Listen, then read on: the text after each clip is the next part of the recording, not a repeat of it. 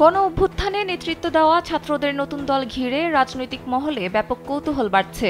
আগামী নির্বাচনে এককভাবে প্রার্থী দিয়ে বাজিমাত করবে নাকি কোনো দলের সাথে আসন ভাগাভাগি করে জোটে যাবে, সেই আলোচনাও এখন তুঙ্গে। অরাজনৈতিক সংগঠন জাতীয় নাগরিক কমিটির ব্যানারে শিক্ষার্থীদের কর্মসূচির উদ্দেশ্য ছিল সব রাজনৈতিক দল, মত ও পথের মানুষের কাছাকাছি যাওয়া, সেই সঙ্গে নিজেদের গ্রহণযোগ্যতা আরও বাড়িয়ে রাজনৈতিক দল এবং নির্বাচনী জোট নিয়েও আলোচনা করেন তারা।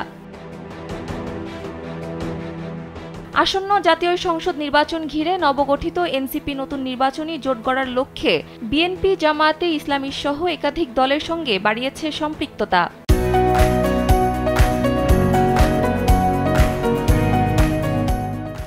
এ বিষয়ে কোনো দলের নেতারাই পরিষ্কার বক্তব্য দিচ্ছেন না, বরং পরিস্থিতি অনুযায়ী সব হবে বলে তাদের অভিমত।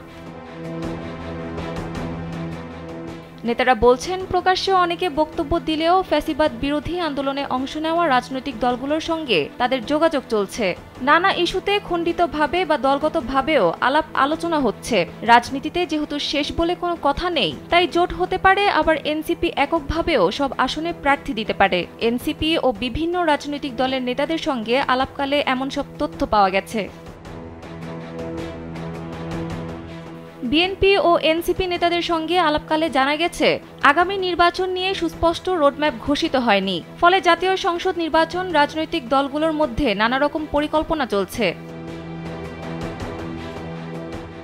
নির্বাচন অনুষ্ঠানের সময় নিয়ে রাজনৈতিক দলগুলোর মধ্যে উদ্বেগ থাকলেও সবাই আগাম প্রস্তুতি সেরে নিচ্ছেন। আগামী নির্বাচন ঘিরে বিভিন্নমুখী কর্মসূচি ও পদক্ষেপ নিচ্ছে নতুন রাজনৈতিক দল এনসিপি।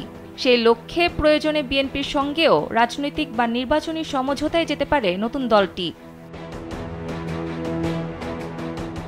অন্যদিকে রাজনীতিতে আলোচনা আছে যে ছাত্র জনতার নতুন দল গঠনে বিশেষ ভূমিকা রেখেছে বাংলাদেশ জামায়াতে ইসলামী ও ইসলামী ছাত্র শিবির। জামায়াতে ইসলামীর সঙ্গে নির্বাচনী জোট করা নিয়ে নতুন দল এনসিপিতে রয়েছে মতানৈক্য।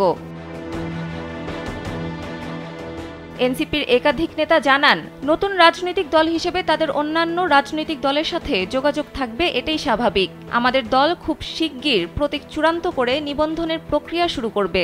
নির্বাচন হতে এখনো অনেক দেরি। যখন নির্বাচন হবে তখন দেখা যাবে কে কোন জোটে যায়, সে সময় যে কারো সঙ্গেই জোট হতে পারে। সানজিদা ইসলাম, কালবেলা।